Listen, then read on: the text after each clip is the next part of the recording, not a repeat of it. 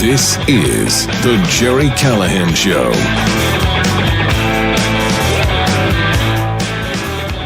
What a way to start the day. A pot of Callahan coffee and about 20 minutes of Stephen Miller bitch slapping the Washington press corps. Man, this guy is good. Doesn't have a note, doesn't have a teleprompter, and just goes hard, man. And they hate him and he hates them. Great TV. You haven't seen it yet? Yesterday, there was some pretty good TV too. Donald Trump held his third full cabinet meeting and invited the media in for the entire thing. I believe Joe Biden had like 3 cabinet meetings for his entire term, and the last one was chaired by Jill Biden. And after he when Joe was there, read his notes, he ushered the media out of the room. Trump doesn't do that. Again, the most transparent administration in American history, and it's not even close. The meeting lasted more than 2 hours. He went around the room. I couldn't stop watching. It's one of those deals where I wanted to hear what every single cabinet member had to say about what they've been doing. And it was really informational. It was educational. They all have to genuflect to him, which is a little odd, a little uncomfortable. Each and every cabinet secretary has to say, "We love you, Mr. Trump, Mr. President. You're doing a great job." I'm not sure if that's like an order from the chief of staff. Make sure you bow before the president. It's a little Kim Jong-un-y for me, but whatever. It's what they do. And then they go through their accomplishments and what they're working on. It's kind of like an Elon Musk memo. Tell me what you've done this week. So each one of them, I mean, they start with Hegseth and they go around the room and they get to some of the boring ones, commerce and trade, and they talk about what they've been doing since the last cabinet meeting. And here's what happened. I thought this was fascinating. They went to, again, every cabinet secretary. They get to RFK Jr. And he says in his kind of gruff way, Joe Biden, the Biden administration, was the vector for child sex trafficking in this country. He just casually says it, which obviously drove the media nuts. He said, quote, "We have ended HHS role as the principal vector in this country for child trafficking. During the Biden administration, HHS became a collaborator in child trafficking for sex and for slavery, and we've ended that." Oh, good. We have the sound. Let's hear from RFK Jr. just casually saying that Joe Biden was the biggest child sex trafficker in the country. Go ahead. We have ended HHS as the role as the vector, the principal vector in this country for child trafficking. And during the Biden administration, HHS became a collaborator in child trafficking and for sex and for slavery. And we have ended that, and we're very aggressively going out and trying to find these children, 300,000 children that were lost by the Biden administration. And we are. That's just one of the things the head of HHS is doing, trying to find 300,000 children that were lost by the Biden administration, the principal vector for child sex trafficking. Okay, you got that? Just play along here. Pretend you're in the media. Pretend you're one of the people with the cameras or mics or notebooks. You're standing in the back of the room as this meeting is conducted. You're listening to this. And then we get to Tulsi Gabbard, the head of intelligence agencies. Tulsi Gabbard says what she's been doing. She says that the Biden administration allowed hundreds, thousands of terrorists intentionally into this country. This is what the head of our intelligence agencies alleged, again, casually, conversationally, during this meeting yesterday. Let's hear from Tulsi. I'd like to highlight just 3 of the areas where we are helping to support your leadership and your work in making America safe again and bringing about these changes. First of all, because of your designation of cartels as foreign terrorist organizations, I took immediate action with our National Counterterrorism Center to prioritize their focus on those terrorists and gang members who are trying to enter our country through legal or illegal means, and to seek out those who already are here in our country because of the Biden administration's 4 years of open borders. We've been working very closely with your great Attorney General's team at the DEA to get these known cartels into our systems, to be able to stop them at the border, and turning over names to Department of Homeland Security and the FBI to be able to find those who are already here in our country. Just the other day, we found 700 alien terrorists who have ties to MS13, Tren de Aragua, and the Sinaloa cartel. Just yesterday, our NCTC identified almost 600 individuals with ties to other terrorists who came through our borders illegally, claimed asylum, and under the Biden administration were paroled here within our borders. All right, so she just said 700 Tren de Aragua and MS-13 terrorists and 600 individuals they located yesterday, that would be 2 days ago, with other terrorist ties.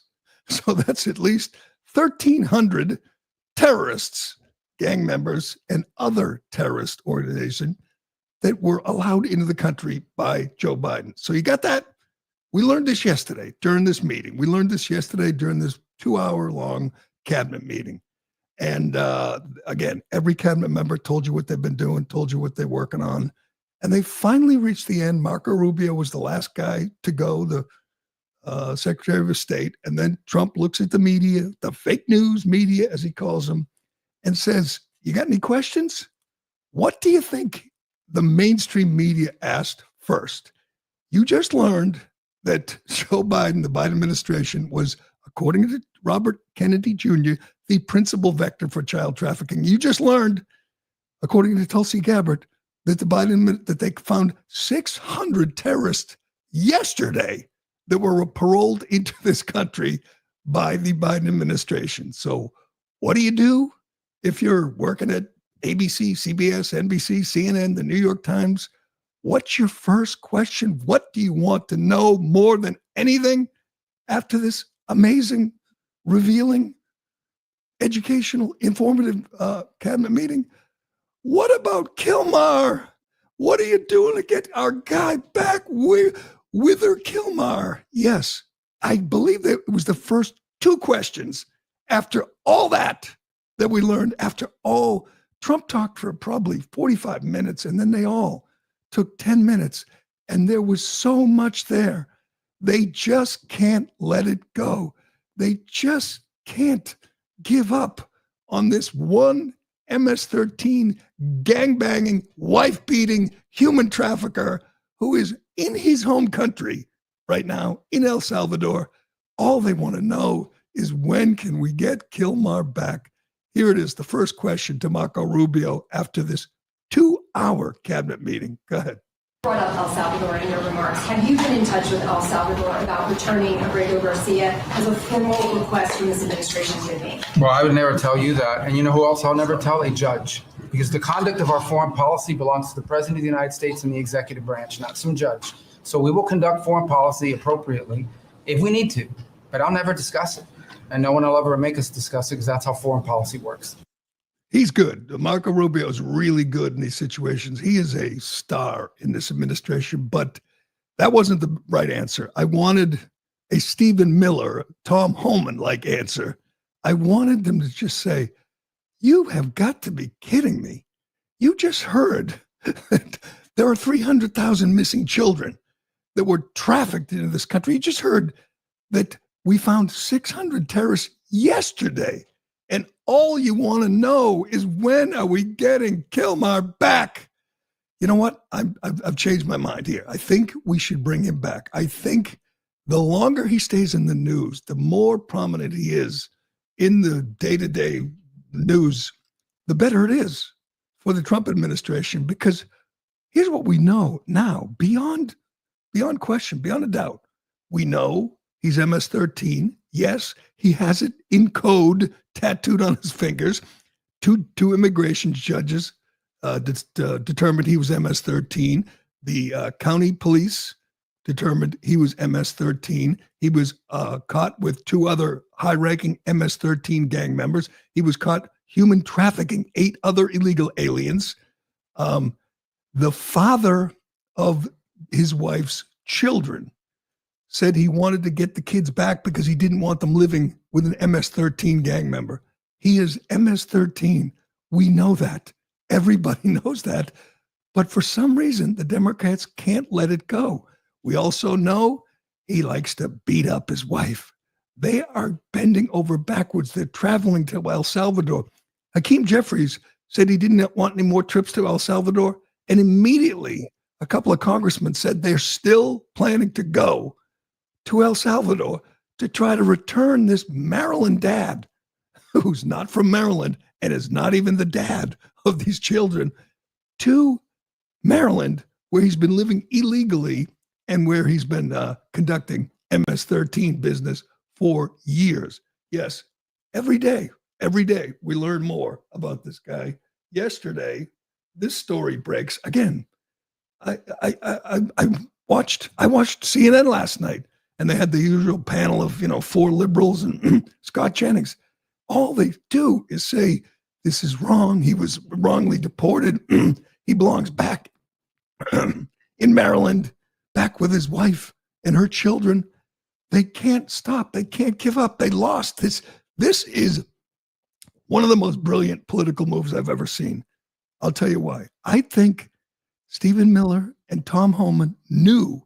They knew the whole story about this guy. They knew from the beginning, from day one, that he was a gangbanger, a wife beater, a human trafficker. And they said, let's see if the Democrats walk right into our trap. And they did. And they're continuing. They can't move on. I mean, you would think at this point, if you're Jessica Tarloff or Anna Navarro, you'd say, you know what? We lost this one. They're still screaming about the freaking tattoos. All you need to know about the tattoos is his wife covered them up with emojis in all the pictures. She covered up his right hand or his left hand, whatever knuckles. It has a marijuana leaf. It has a smiley face. That's MS. Then it has a cross. That's a 1. Then it has a skull, which somehow signifies 3.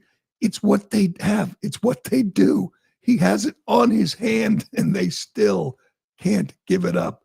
There was, again, just more evidence. Yesterday, Lindsey Graham was questioning the DEA administrator nominee. Trump's choice for DEA went before the Senate for his hearings. I don't know why we're sitting here in May waiting for the DEA guy to get confirmed, but we are. And he was asked, Lindsey had the pictures, had the photos of Garcia's tattoos. His name is Terrence Cole, DEA nominee, who's been working for the DEA, fighting gangs for decades. Here he is explaining, of course, those are MS-13 tattoos. Who are you going to believe, Jessica Tarloff or this guy who's been fighting gangs for the DEA for years? Go ahead. Based on your time as a DEA agent in the field, particularly in Mexico, these tattoos are consistent with MS-13 associations. Yes, sir, that's correct. Do you know of any other set of combinations that would suggest some other organization this represents? With this particular one, no, sir. No, sir. Yes, those are MS-13 tattoos. And I'm telling you, they just can't drop it. They just can't move on. You will hear today, Democrats, you'll hear Congress people, senators saying, oh, we have to get him back. So you know what? Bring him back. Put him before a judge and send him out again. Send him somewhere else. Send him to one of the worst places in the world. Send him to Somalia. Send him to somewhere other than his home country. If that makes Democrats happy, he can come back here, have another hearing. We need due process and ship him out again. It's remarkable. Here's Stephen Miller this morning, and you knew this was coming. You knew he would just slap down these clowns in the media who don't care about child sex trafficking, don't care about terrorists being allowed in the country, don't care about anything. except for poor Kilmar. Go ahead. One on Abrego Garcia, please. The administration is reportedly inquiring about his return. Is that to check a box for compliance, or does President Trump want him back on U.S. soil, or both?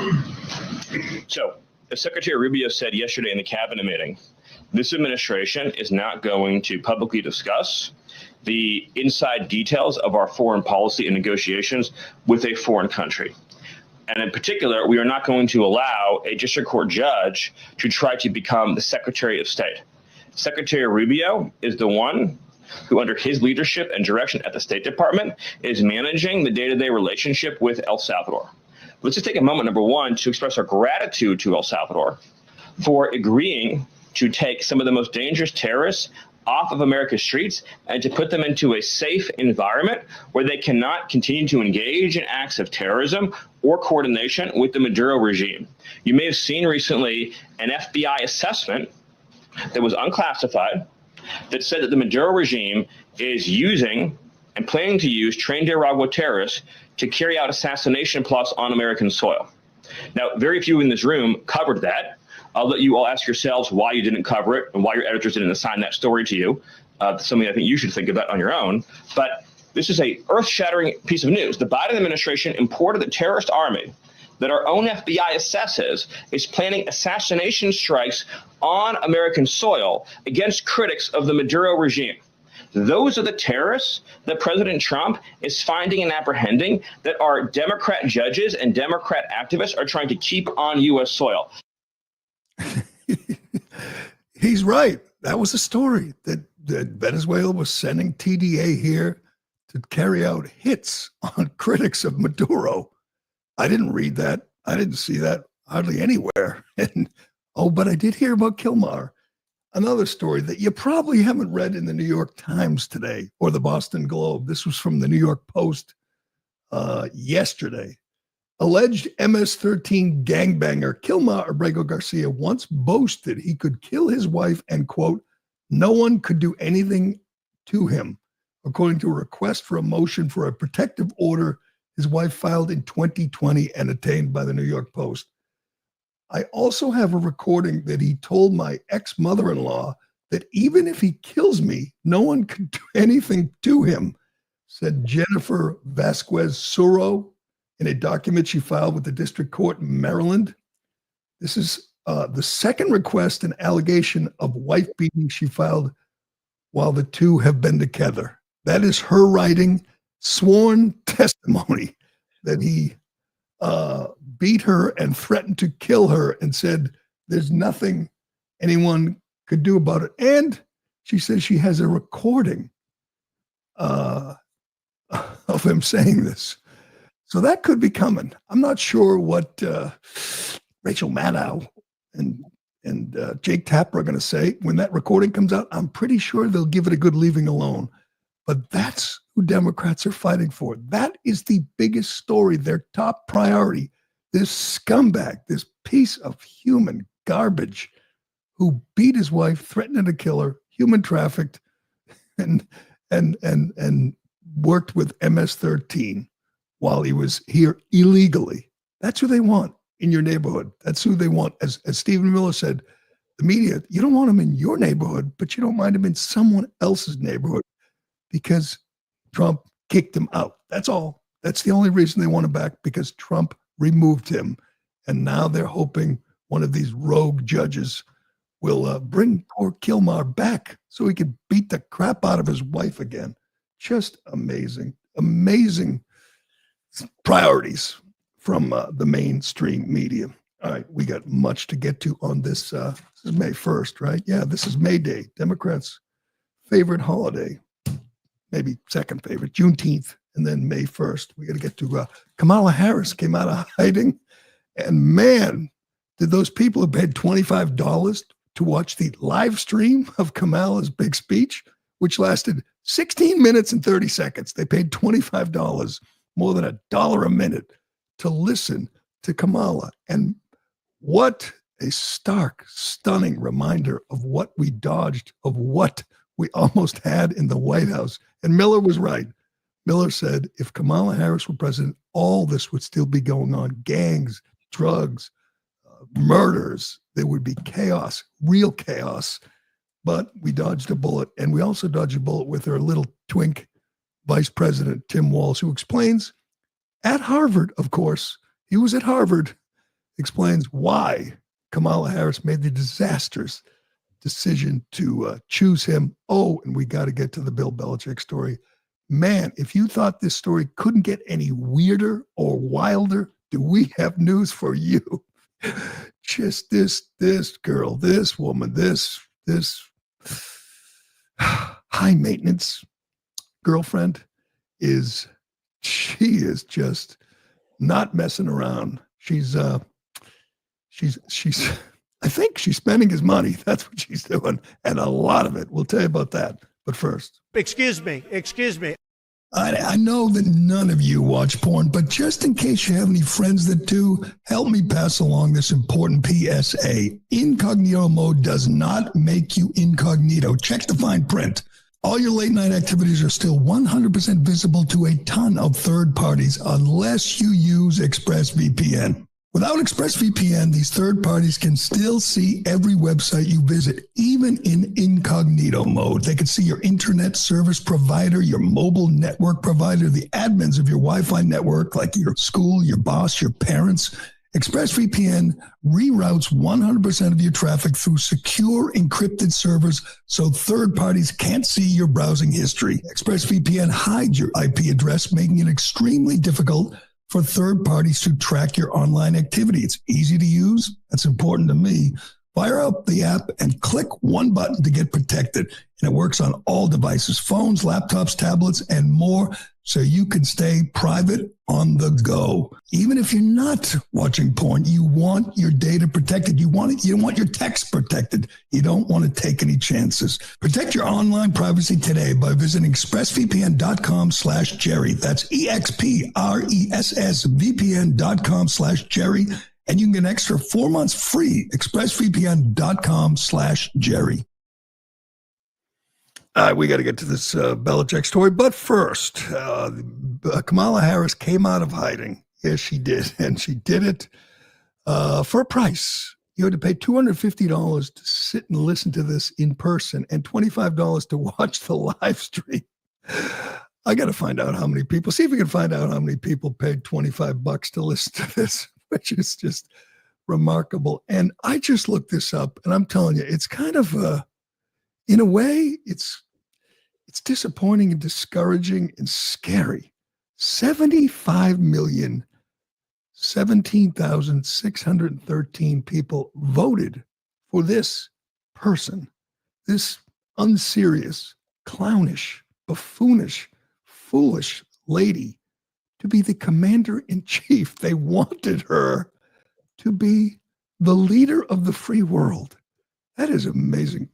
Again, we've talked about this nonsense that you hear from, pollsters and Democrats saying that Trump voters regret their vote. They regret their choice 100 days in. That is absurd. And I'll tell you why. You can't just say, do you regret voting for Trump? The question is, would you prefer this person as president of the United States? This person trying to end the war in Ukraine and the war in Gaza, this person dealing with illegal immigration, which she was the borders, she facilitated the invasion, but her dealing with, the economy, anything. She's just not smart. She just doesn't have the ability. She is the ultimate DEI hire. She shouldn't have been vice president. She shouldn't have been a senator. She is a empty vessel, just a vapid person. And I'm going to guess some of the people who paid $25 and sat and listened to this for 16 minutes said, what did I just listen to? Here's just a quick clip.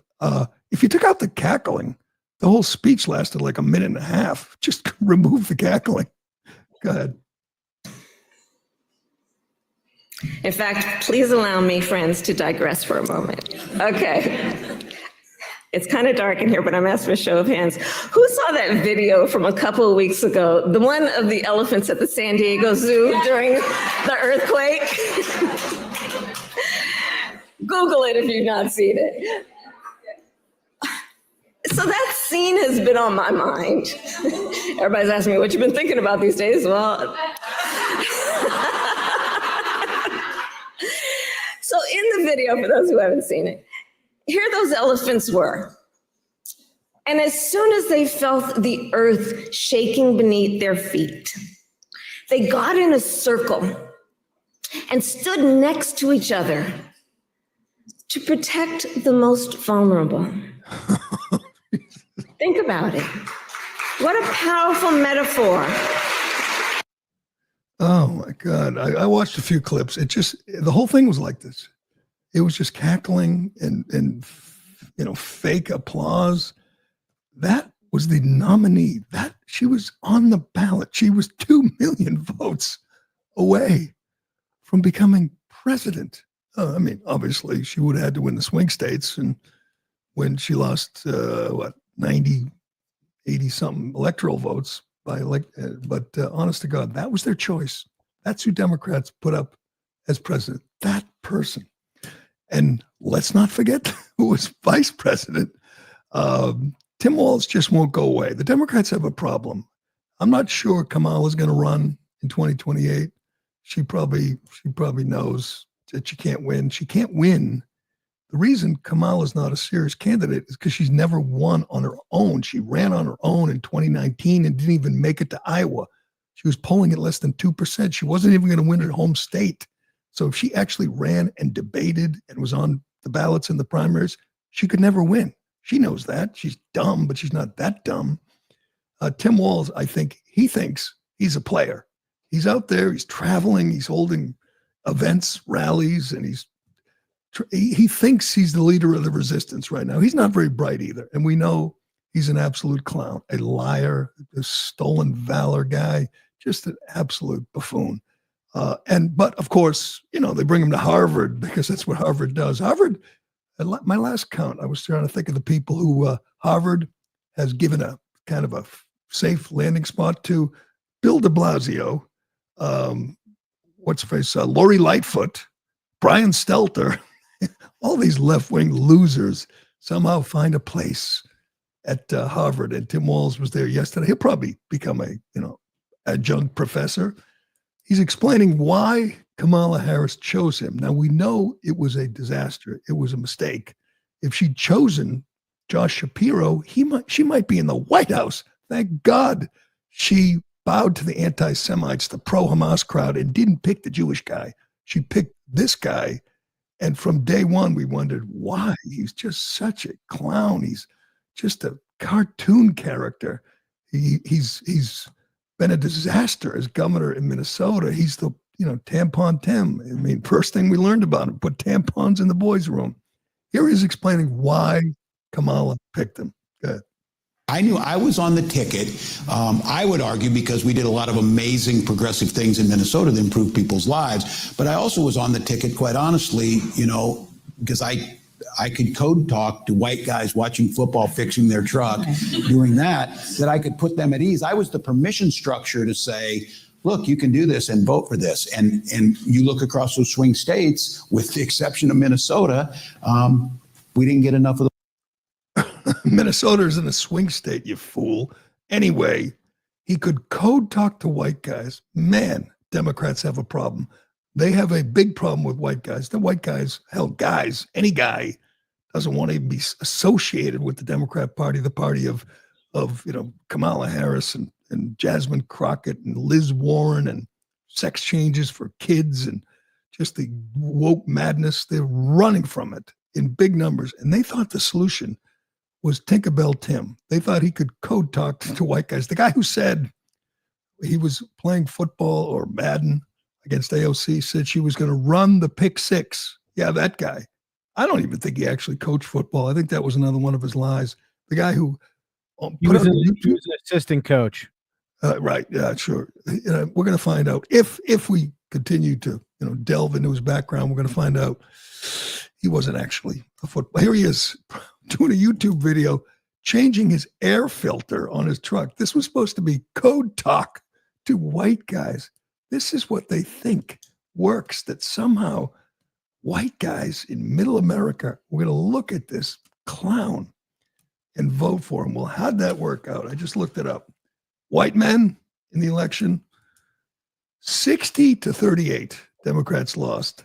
An absolute trouncing from white guys. And it's not going to change. It's getting worse for them because they're doubling down on the woke madness, because they're prioritizing criminals, gangsters, gangbangers, and men and women's sports, and all the things that cost them the election. Here's why I have some confidence going into 2026 is because it's not the person. Obviously, they have terrible spokesmen and messengers. Obviously, Tim Walz and Pete Buttigieg and Kamala and Jasmine and AOC are terrible. But the message is what cost them. The message is what cost them the House, the Senate, the White House.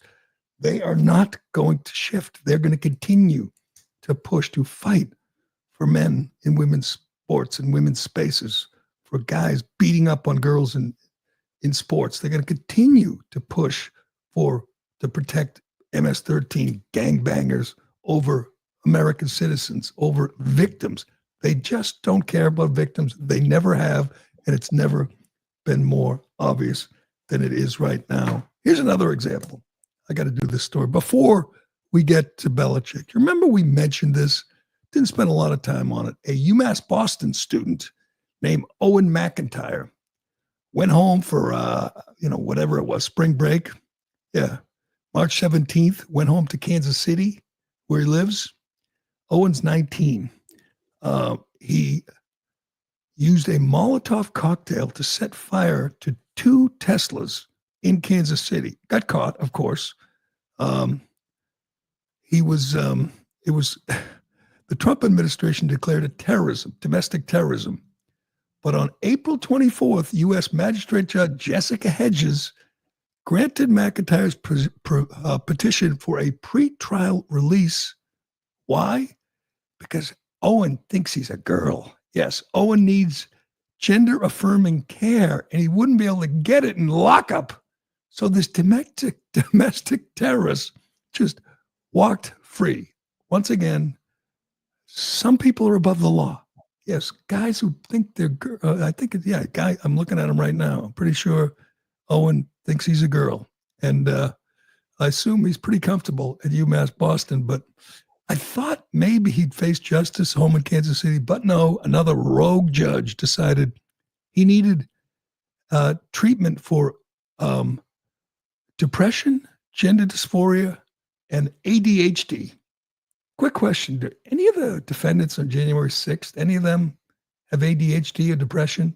Did any judge say you can go home now because, you're struggling?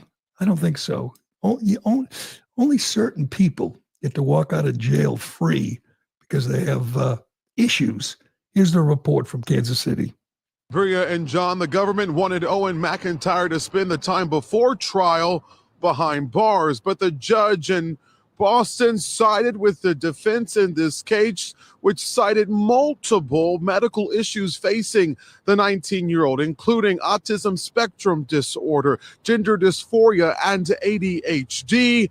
McIntyre's attorney argued the teen should be released, citing serious and ongoing medical needs and treatments that could not or would not be provided while in federal detention. The defense filing says McIntyre is being treated for depression and since March has been receiving gender-affirming care. That care would likely be interrupted or terminated in federal custody. That guy's got terrible news voice. but he's telling it straight, man. That is just absurd. He had a clear apple cider vinegar bottle with a burnt rag. He tried to blow up a cyber truck, but it failed to detonate. It set fire to 2 charging stations. It spread to another cyber truck and damaged the 2 charging stations before firefighters arrived on the scene. So he's clearly a domestic terrorist. He's a terrorist, and he doesn't have to spend any time in jail because he needs to see his physician for his gender affirming care. And he's depressed. Poor fella. Poor guy. Again, would this ever happen to someone who wasn't, a far left lunatic, who wasn't fighting the Trump administration? I don't think so. All right. Let's do before we get to Belichick, which is by far the greatest story of the day. I don't even know why I'm waiting on it, but let's do Jasmine, because we got to do our daily installment of the hopeful nominee for 2028. We are still hoping. I'm still hoping actually for the Walz-Crockett ticket in 2028. That's what I'm hoping for. I'm starting to think it's a reality because they're not going away. They are out there. They are working the crowds. They are high profile and they just don't stop. They got energy, and they're not afraid, unlike Kamala.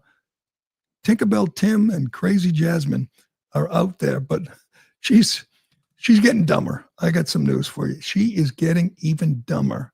Listen to her latest complaint about the Trump administration. Then we'll discuss. As far as I'm concerned, you randomly kidnapping folk and you throwing them out of the country against their civil rights, against their constitutional rights. And frankly, how would they feel if some other country decided that they were going to just start throwing people randomly in our country? Like that is absolutely insane. So yes, all I got to say is y'all need to get these fools out of here. But Deborah. So she asks, imagine if another country sent their people here, like they're bad people, like they're gang members, they're drug dealers, they're rapists. Just imagine. That's hard to imagine, Jasmine. She is just so incredibly dumb. And I know it's an act. The whole ghetto thing's an act. We've gone over it before. She speaks proper English. She's had a good education. But does she follow the news? Does she even understand what happened for the last 4 years? Imagine, Jasmine, if another country sent their bad people here. What the hell would that be like? Can't even. It's hard to imagine. It really is. All right. On to the best story. I'm telling you, I, as I've said, have covered Bill Belichick. I've followed Bill Belichick for 30 years. And even before he was with the Patriots, when he was with Cleveland, when he was with the Giants, and he came here and, virtually daily he held press conferences. And what was his number one mantra? His number one message to players, to the people in his organization: ignore the noise, limit the distractions. Now, focus. His thing was do your job. And he was a master at it. He was never knocked off track. He famously said, we're on to Cincinnati. Wouldn't even talk about, blowing that game. It was on to Cincinnati. And that became another one of his mantras. You're moving on. We're not getting caught up. We're not getting distracted. Have you ever seen a guy get more distracted? He's just starting a new job. The pressure's on. I know he's been under pressure before, but Bill Belichick had better win games in Chapel Hill. He'd better win games at North Carolina, because this could end real ugly. It is getting more difficult to defend the man. It really is. So here's what happened. Here's what we learned yesterday. This story is just so nuts. We talked about his girlfriend. She's 24. He's 73. They've been together, I believe, like 4 years. Yeah, we'll start with the statement. Belichick is defending himself because of all the criticism with the CBS interview he did over the weekend, which was a disaster, which his girlfriend, Jordon Hudson, interrupted when Belichick was asked how they met. We're not going to talk about that. And then we found out that she interrupted, that she stormed a number of times and stormed out of the room in the middle of the interview because she was so mad. Why she's even involved in the interview is beyond me. Belichick's done 1 million interviews. He knows how to handle these things. He doesn't give interviews anything, but he is so smitten at this point. He's so henpecked at this point that she is calling the shots. It's a 24-year-old former cheerleader who, wasn't born when he was winning Super Bowls, at least, He's seriously going to have zero grace if he loses football games. And you know what? In this current climate, this is what talk shows are doing, at podcasts and ESPN and FS1. They're loving stuff like this. And don't forget, like 90% of the country is rooting for him to fail. Most people aren't Patriots fans. They're not Belichick fans. I said this for years. The way he handled himself, the way he dumped on the media, the way he gave him nothing, the way he treated, the press was fine as long as you win games. It was charming, endearing even, as long as you win, which he always did. If he doesn't win, and it's going to be tough to win in North Carolina, that's not a given. We don't know what kind of recruiter he is. We still don't know. We don't know if he's going to be able to coach at the college level. What if he fails? What if it's 4-7, 3-8, 3-9, whatever? What if he's getting his ass kicked? The media is just going to, every Monday morning, every Sunday, they're just going to say, man, he is just, he needs Tom Brady. That's what they're going to say. He needs Tom Brady. But here's a statement, which is absurd. We're supposed to think that he released this. He said, I agreed to speak with CBS Sunday Morning to promote my new book, The Art of Winning, Lessons from My Life in Football. Prior to the interview, I clearly communicated with the publicist that any promotional interview I participated in would agree to focus solely on the contents of the book. Unfortunately, that expectation was not honored. I was surprised when unrelated topics were introduced, and I repeatedly expressed to the reporter, Tony Dokapil, and the producers that I preferred to keep the conversation centered on the book. After this occurred several times, Jordon, with whom I share both a personal and professional relationship, stepped in to reiterate the point to help refocus the discussion. She was not deflecting any question or topic. Yes, she was, but simply doing her job to ensure the interview stayed on track. Some of the clips make it appear as though we were avoiding the question of how we met, but we've been open about the fact that Jordon and I met on a flight to Palm Beach in 2021. In the final 8-minute segment does not reflect the productive 35-minute conversation we had, which covered a wide range of topics related to my career. Instead, it presents a selectively edited clips and stills from just a few minutes of the interview to suggest a false narrative that Jordon was attempting to control the conversation, which is simply not true. What? We saw it, Bill. We watched, we heard. She said, we're not talking about that. That is controlling the interview. And by the way, he's not dumb. He's done a million interviews. He knows that you can't say, we're only going to talk about the topics in the book. I've done 1,000 interviews with authors. I don't think anyone has ever said that. We're only going to talk about what's in the book. You know why you can't say that? Because Tony Dokapil didn't read the book. His producers didn't read the book. No. Of course, they're going to ask you some football questions, but they don't have any obligation to stick to football, just like any other interview you've done in your life. There were no ground rules. I mean, he might have suggested. Such a media darling through the Brady roast and shortly after with the Manning cast. That's true. That's true. He shouldn't have taken this job, by the way. He had a great thing going. He was making money, not that he needed it, but he was doing the Manning cast and doing his podcast, doing other TV things and probably speaking gigs. He was probably just having a great time. And again, this is not a place it's going to be easy to win.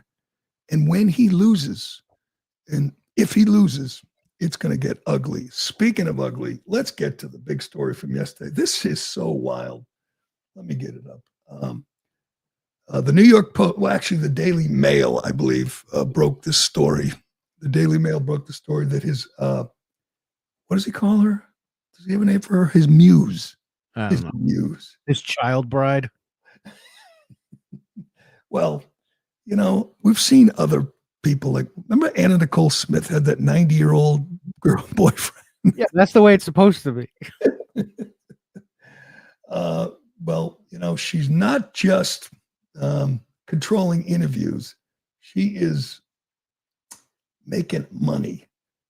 Here's the New York Post story. I honest to God, I had to read this twice.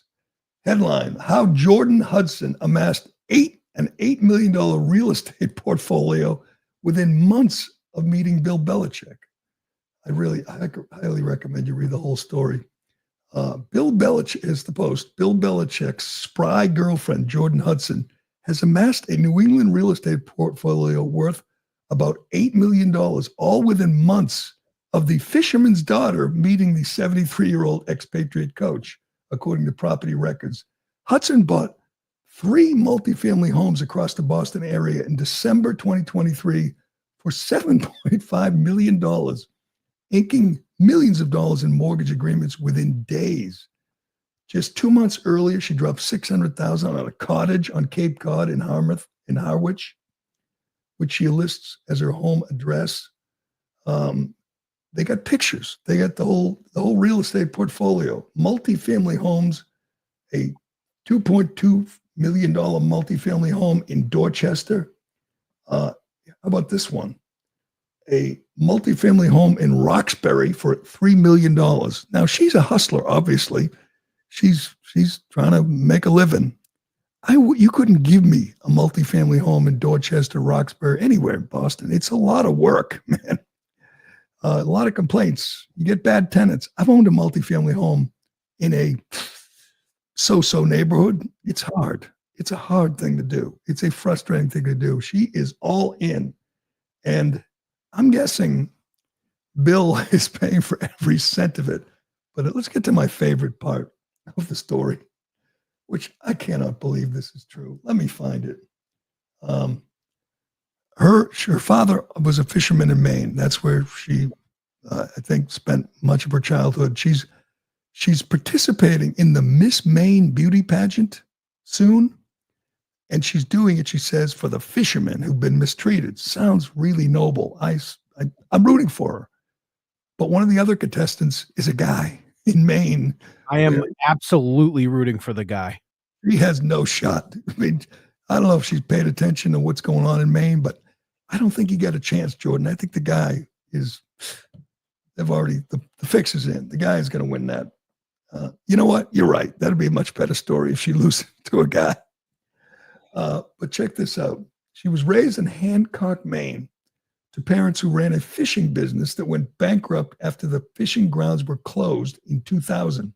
Her mother moved to Provincetown, where she manages a sex toy shop and museum. Yes. It's called, I tweeted about it and people started sending me pictures. Oh, by the way, they said, check out the website or the Instagram account. The place is wild, according to people who've been there, who know. It's called Toys of Eros. How long before TMZ or the Daily Mail gets a photo of the happy couple touring the museum? A museum and sex toy shop. No, there's nothing. I always say this, Jerry. There's nothing better than used sex toys. You think they're used? A sex toy shop, and I don't want to, generalize, but I'm going to say it's sex toy shop and museum in Provincetown has got to be a pretty wild spot. As I asked this question on Twitter, do they have anything in Carolina blue? Are they carrying, the trademarked, licensed Carolina stuff? And someone immediately sent me a sex toy, which is indeed Carolina blue. So you can go to Toys of Eros and get a Carolina blue sex toy if you're really interested. Here's another story just breaking today in the New York Post. You knew this was coming. Jennifer Schmidt, the wife of Belichick's son, Stephen, seemed to throw shade at Hudson over her decision to interrupt the CBS interview. Oh, yeah. She responded to Julian Edelman, who was defending Belichick, because, his former players like Edelman will always defend him. And she said, quote, publicists act in a professional manner and don't storm off set delaying an interview. That's Belichick's daughter-in-law. How do you think Belichick's kids and, his daughters-in-law, how do you think they're feeling about her spending $8 million on real estate, You think a 24-year-old daughter of a fisherman has $8 million? No, she's just spending Steve's inheritance. No kidding. And I know he's got plenty of money, but this, as I've said all along, it can't end well. It's not possible for a man 49 years older than his girlfriend to live happily ever after. I mean, that's just not going to work. I'm sorry, Bill. It is not going to work.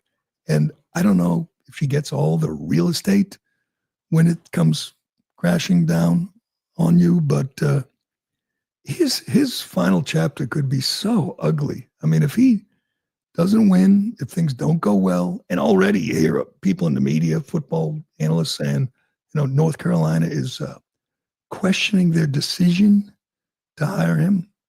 They must be looking at this and say, we gave him $10 million. We gave him everything he asked for.